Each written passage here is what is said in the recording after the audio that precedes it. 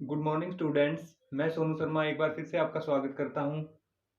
To stories about flying हम पढ़ रहे हैं। एक लेसन यानी इसका एक पार्ट हम कर चुके हैं, his first flight. Second part the black aeroplane अब हम पढ़ने जा रहे हैं। द ब्लैक एरोप्लेन यानी टाइटल से हमें पता लगता है ब्लैक एरोप्लेन यानी काला हवाई जहाज हम बोलते हैं। ये बात है जब राइटर यानी फ्रांस से इंग्लैंड जा रहा है अपने घर पे छुट्टियां मनाने के लिए, छुट्टियों में अपने घर जा रहा है और यानी सुबह का 1:30 एट अबाउट 1:30 के आसपास वहां पे टाइम है। और राइटर जैसे ही फ्रांस के ऊपर से उड़ रहा है तो यानी 150 kilometre left behind the France, then the dark stormy clouds से वो घिर जाता है। बहुत ज्यादा अंधेरा होता है वहां पे, कुछ भी इसको यानी एरोप्लेन से बाहर दिखाई नहीं देता है। तो एक और एरोप्लेन, दूसरा एरोप्लेन उसको दिखाई देता है जिसको यहाँ पे राइटर ने ब्लैक एरोप्लेन का नाम दिया है। और उसका जो यानी पंखों के ऊपर जो लाइट होती है वो नहीं होती है, उसके सामने की लाइट नहीं होती है, लेकिन फिर भी जो राइटर को, जो ब्लैक एरोप्लेन का पायलट है, वो वेव्ड यानी इशारा करता है। He ask the writer to follow him यानी अपना पीछा करने के लिए वो राइटर को बोलता है। और वो he took the writer out of the cloud and to the England airport.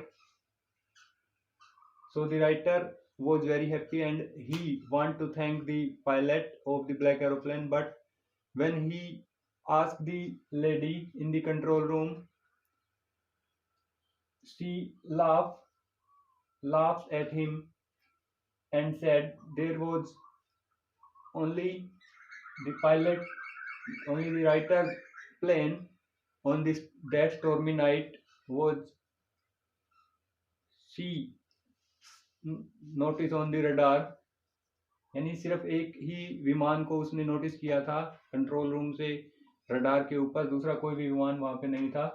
तो यानी कि ये ओपन एंडेड स्टोरी है। इसका यानी अंत हमें समझ में नहीं आता है कि वो ब्लैक एरोप्लेन कहाँ से आया था, कौन वो पायलट था जो राइटर को वेव कर रहा था, यानी किसका राइटर ने पीछा किया था। ये सब बातें हमें समझ में नहीं आती है। Writer followed the black aeroplane for at about half an hour यानी आधे घंटे तक उसका पीछा किया, लेकिन जब वो लैंडेड ऑन दी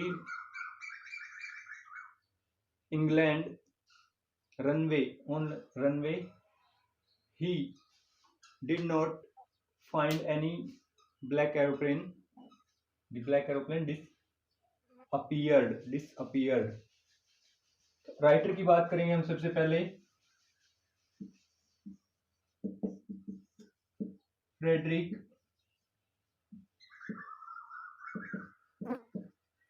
फोर्सिथ इस स्टोरी के राइटर है। फ्रेडरिक फोर्सिथ इंग्लिश राइटर है और पॉलिटिकल कमेंटेटर हम बोलते हैं, जर्नलिस्ट भी है साथ में। Frederick Forsyth short story writer है। ये कहानी है इस यानी कैरेक्टर की हम बात करेंगे।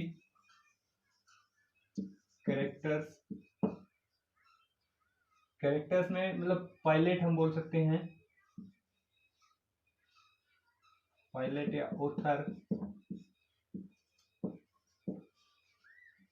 और जो ब्लैक एरोप्लेन है वो ऑथर की एक इमेजिनेशन हम बोल सकते हैं। इसके अलावा जो लेडी है इन दी कंट्रोल रूम, दो ही कैरेक्टर है हमारे यहाँ पे। ऑथर है जो पायलट है पॉल डकोटा का, वो हमारा मेन कैरेक्टर है। तो यहाँ पे दो बातें मैं आपको बताना चाहूंगा। जो ऑथर है हमारा पायलट है वो कहाँ जा रहा है, he go to England, France to England यानी छुट्टियों में वो अपने घर जा रहा है इंग्लैंड। और सुबह का नाश्ता वो चाहता है कि मैं अपने परिवार के साथ करूं, इसलिए वो इतनी रात को चलता है। France to England and the aeroplane name old Dakota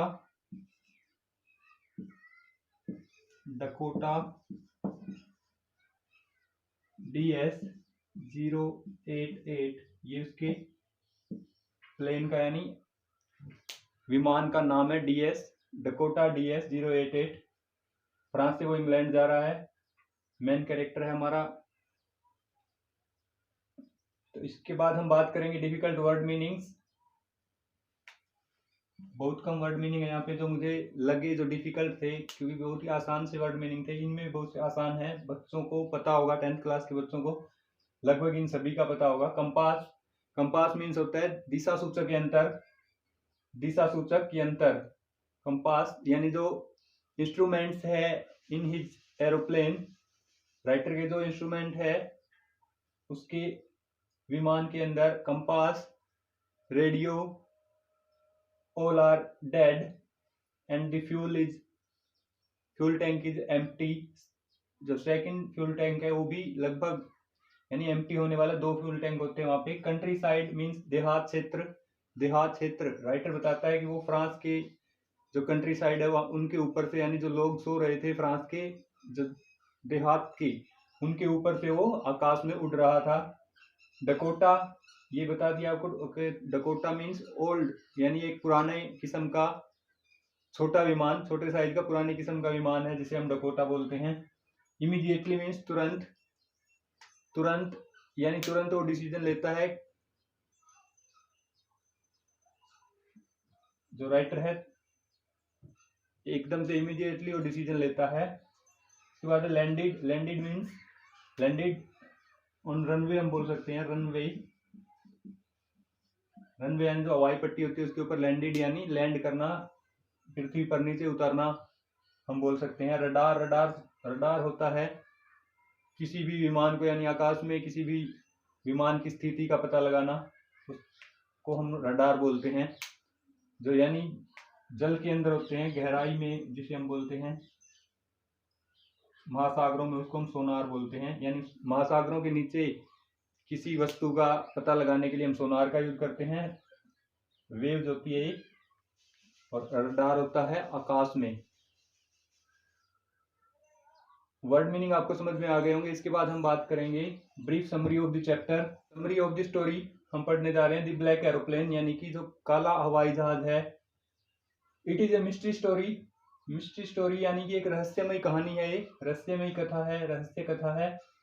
once the writer was flying his old small aeroplane, एक बार जो राइटर है, जो पायलट है फ्रेडरिक फोर्सिथ, अपना पुराना छोटा सा जो एरोप्लेन है, हवाई जहाज है, वो उड़ा रहा था। Suddenly he was caught in dark storm clouds, अचानक से यानी काले बादलों से वो घिर जाता है। तूफान, एक काले बादलों का जो तूफान होता है, माउंटेन के जैसे वो क्लाउड्स उसको दिखाई देते हैं जिनसे वो घिर जाता है। The compass, radio and other instruments in the plane, in his plane all failed, उसके जो हवाई जहाज के अंदर जितने भी यानी कंपास दिशा सूचक यंत्र है, रेडियो, रेडियो है, वो सभी या दूसरे जो इंस्ट्रूमेंट है वो फेल हो जाते हैं, डेड हो जाते हैं, यानी काम करना बंद कर देते हैं। Nothing was visible outside the plane, और उस हवाई जहाज के बाहर कुछ भी दिखाई नहीं देता है, सब कुछ ब्लैक यानी डार्क दिखाई देता है।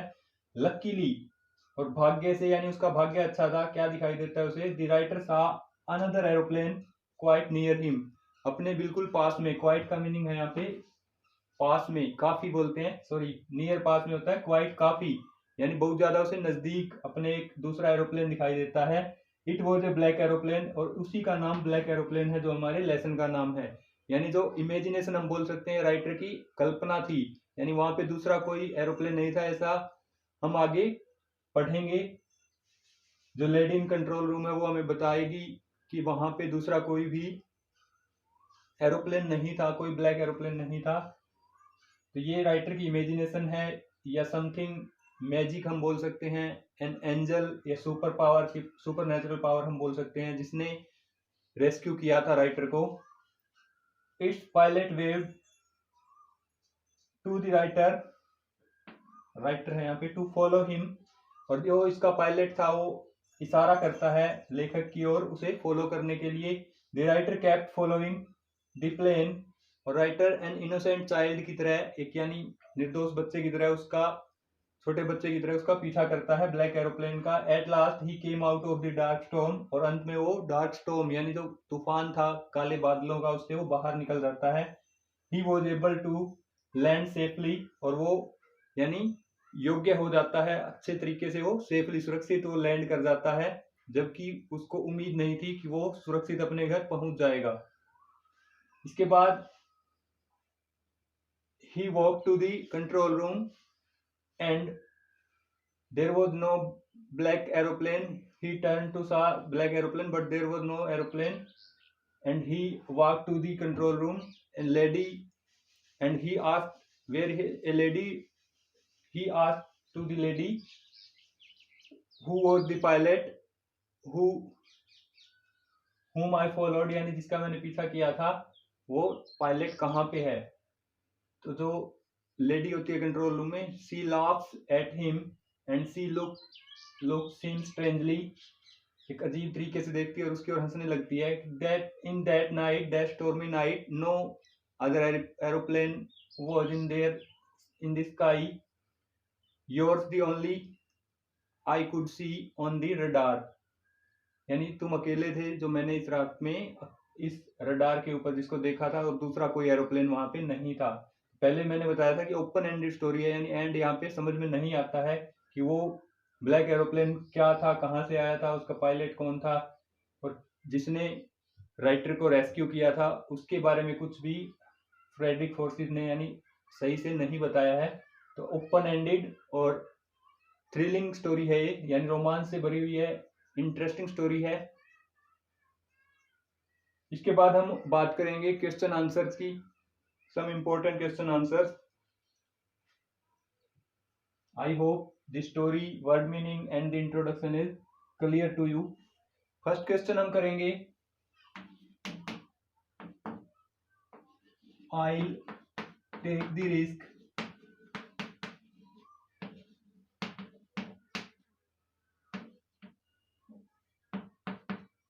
What is the risk,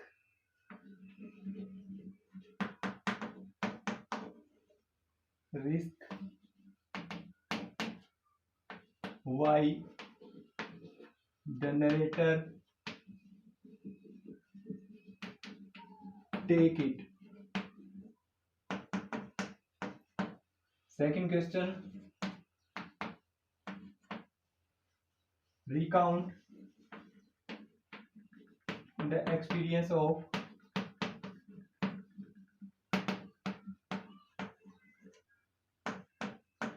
the pilot of Old Dakota in black clouds.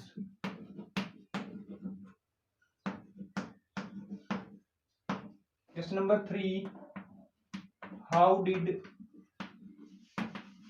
the black aeroplane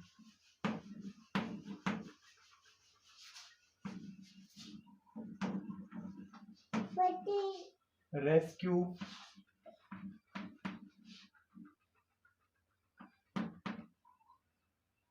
the first pilot?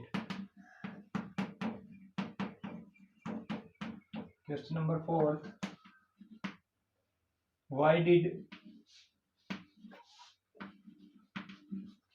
Frederick Forsyth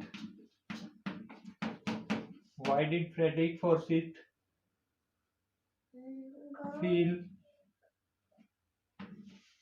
frightened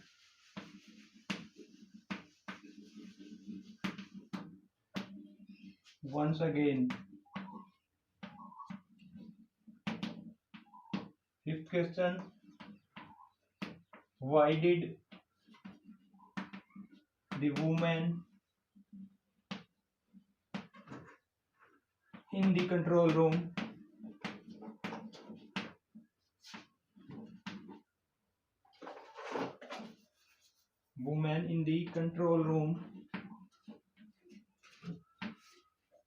look at the pilot of Dakota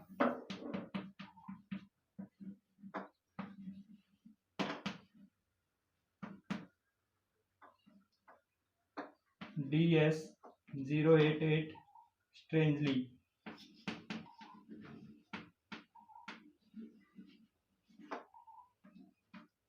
And last question, essay type. How did the black aeroplane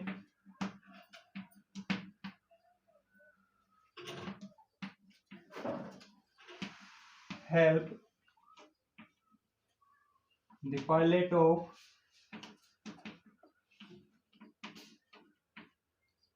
old Dakota होगा यहाँ पे, और last में होगा sign of interrogation. तो इस तरह से 6 क्वेश्चन है इंपॉर्टेंट है, जो कि एग्जाम के पॉइंट ऑफ व्यू से एक एक करके हम आंसर को डिस्कस करेंगे। फर्स्ट क्वेश्चन है, I take the risk, what is the risk, why the narrator take it. Why did होगा यहाँ पे, why did the narrator take it. First question, यानी I will take the risk, I यहाँ पे है I will, ये हमारा है आई विल, अपोस्ट्रोफी कोमा का यूज किया है। इस यानी वर्ड को छोटा करने के लिए हम यूज कर सकते हैं, पोजेशन के लिए या फिर रिलेशन को दर्शाने के लिए हम अपोस्ट्रोफी कोमा का यूज करते हैं।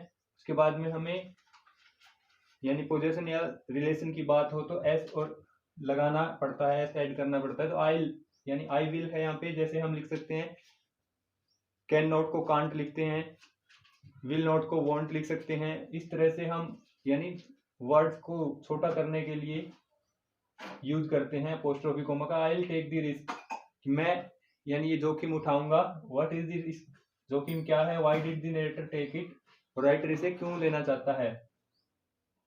तो there was a stormy clouds, dark clouds in the sky, and the writer want to reach home and take the English breakfast, want to take English breakfast, so go through the stormy clouds is a risk and the narrator decide to take it. Second question, recount the experience of the pilot of the old Dakota in black clouds, inside the black clouds, यानी जो काले बादल है, dark storm है, उसके अंदर जो experience था, अनुभव था डकोटा के पायलट का, उसका वर्णन करना है। It was suddenly dark and the writer could see nothing outside of his plane, his plane was jumped and twisted and the writer saw all his instruments of his plane, radio, compass and other instruments were dead. Question number 3, how did the black aeroplane rescue the first pilot, यानी जो काला हवाई जहाज है वो किस तरह से पायलट को बचाता है, रेस्क्यू करता है। the writer could saw nothing, but after some time he saw a black aeroplane